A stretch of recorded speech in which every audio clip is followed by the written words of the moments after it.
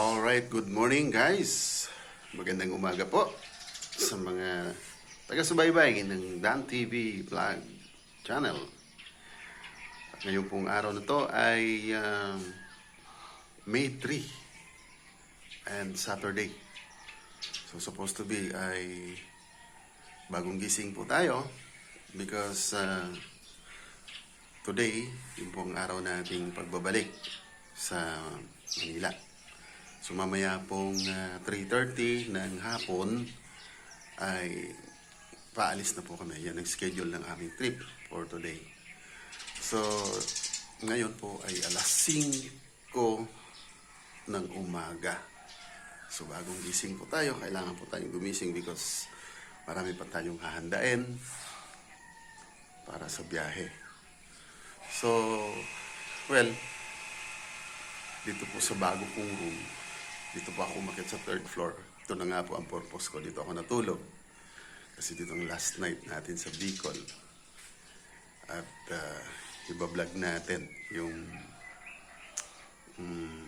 locations natin para i-share natin sa ating mga taga-subaybay. Okay? So, babangon po tayo because kailangan na eh. Wala po tayo sa Maynila. Kung nasa Maynila po tayo, at kung hindi po tayo aalis ngayong araw, malamang ang gising po natin ay mga nasa 8 kasi ang sarap po matulog dito.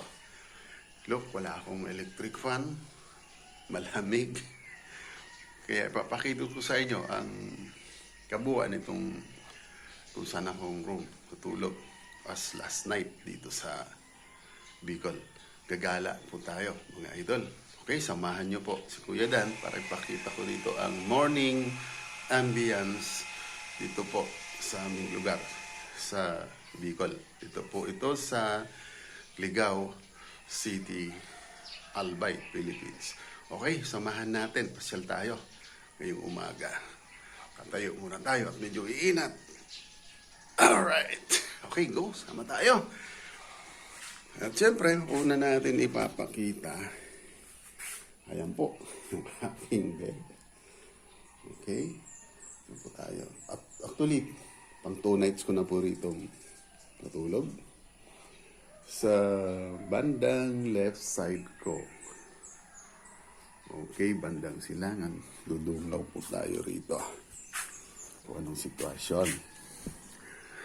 Ayan, ang mga puno. Halos nasa tuktok tayo ng mga puno because nasa 3rd floor nga po tayo.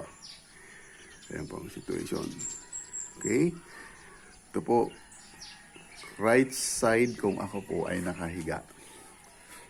Sa right side ko itong window na to. Overlooking po natin dito ang mga punong nyog. Ayan po yung mga dahon. Mamaya po ikutin natin yan. Okay, so dito naman sa front window, kung saan halimbawa nakaiga ako, naka-front ako rito, buksan natin. Ayan, so yan naman ang makikita po natin dito. Talagang heavily infested ng mga sari-saring puno. Andyan na po yung niyog, andyan po yung mga saging. Karamihan po dyan ay mga prutas, mga simpleng kahoy, bubungan ng bahay na kung saan nayuyukuan ko, ang bubungan. And, yan, siyempre magtatayugang punong nyog na kung saan po nandiyan ang gagaling ang mga fresh buko. Okay? So, dito naman mula sa left side ng akin, ito po yung travel bag ko. Tingnan naman po natin dito. Okay? So, ayan naman ang makikita po ninyo. Again, heavily mga punong kahoy, mga nyog. Andito yung puno ng suha. Dito yung punong nyog sa may bakuran dito. And doon sa banda noon, makikita ninyo yung punong pili. Punong pili po yan, malagong dahon na yan. Okay, yan po ang morning ambience. Pagising mo, magdudungaw ka sa bintana. Yan, makikita mo. Then ito yung kabuuan ng kwarto na kung saan dito po tayo natulog ng 2 nights. Sa second floor, doon ako nag-i-stay, but sinubukan natin dito sa third floor. Okay, bubuksan natin. Labas na po tayo. Okay, itong salas niya, itong receiving dito. So, napakaluwang. Kulang tao dito. And punta tayo naman sa bandang exit dito. Okay, para makita po natin anong meron dito. Okay, so andito ang bakuran siyempre. At siyempre, kuha nito.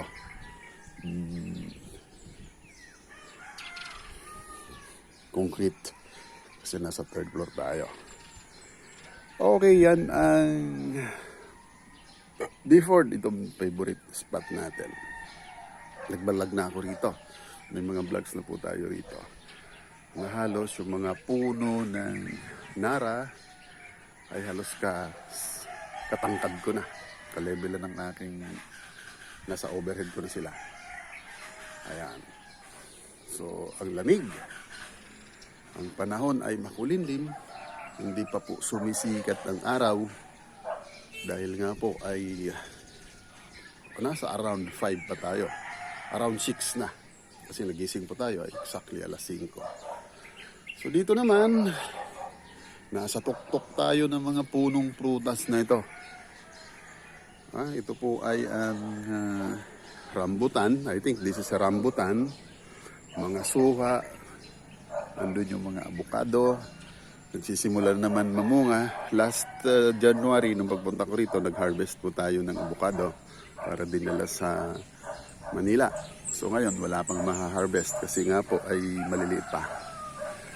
And this trees, gulay po ito. Ito po yung kamansi. Ayan, namumunga po. May bunga po siya. Ayan, ginugulay po yan dito.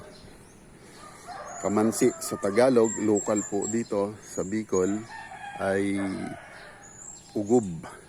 Yan, ang local name po ng gulay na yan is ugob. Malaking puno po yan, kung nakikita po ninyo. So may katandaan na itong puno na to, but it continues produce flowers. O yan ang mga bunga. Yan na po ang ginugulay dito. So masagana po ang probinsya pagdating sa fruits, mga vegetables, mga puno ng nyog, yan, coconut, namumutik-tik ng bunga. So lumabas lang po ako mula dyan sa room na yan, doon ako natulog. At ginala ako po kayo dito sa pinaka-paligid. Yan.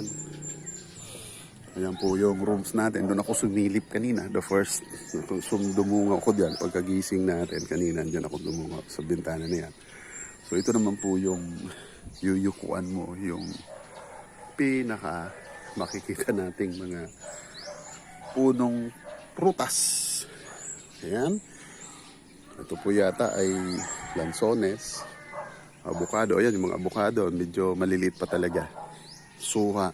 Ang suha po ngayon, meron mga bunga po yan. Then yung star apple, meron pang mangilan-ngilan. Pero mahirap nang akyatin dahil malaking puno yan, mataas. Sinusungkit po yan bago makuha ang puno. Ay, ang bunga. Okay, so ito po muna ang last vlog ko bago po kami umalis.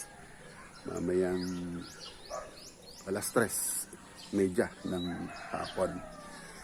Okay, so balik po tayo sa room kasi magpe-prepare na tayo ng mga belongings natin, mga bagahe, mga personal na mga gamit para mamaya okay na. Okay, bye muna. As of now, this vacations ended this day, May 3, 2025. Okay, pasok tayo uli sa rooms natin. Ito naman ang pinaka-kitchen ng pinaka-third floor. So, sarap mag-stay rito. Hindi mo na kailangan mag-aircon. Hindi mo na kailangan mag-electric fan. dahil po malamig. Okay. Kung sa Maynila po, nag-uumaga akong tulog. Ito naman yung pinaka CR. Okay. Ito naman yung stairs. Pababa. Yan ako dadaan pababa mamaya. And balik tayo sa rooms. Okay, so naigala ko po kayo sa kabuuan dito sa third floor. Hindi na lang tayo umakyat doon sa rooftop. Okay, so balik tayo kay Kuya Dan. Alright. Okay, so mga idol, muli may galab shoutout sa ating mga members and super chatters. Maraming salamat po sa patuloy na sumusuporta sa aking channel. Sinasamahan niyo po si Kuya Dan TV sa aking mga adventures, sa ating mga vacations, sa ating mga activities. Hanggang sa mga na-share po natin ang ating mga events. Okay, so hanggang dito lang muna mga idol. Maraming salamat, Dan TV Vlog. Big love shoutout siyempre sa lahat ng mga members. Next time, isa-isahin ko po kayong pasasalamatan. But today,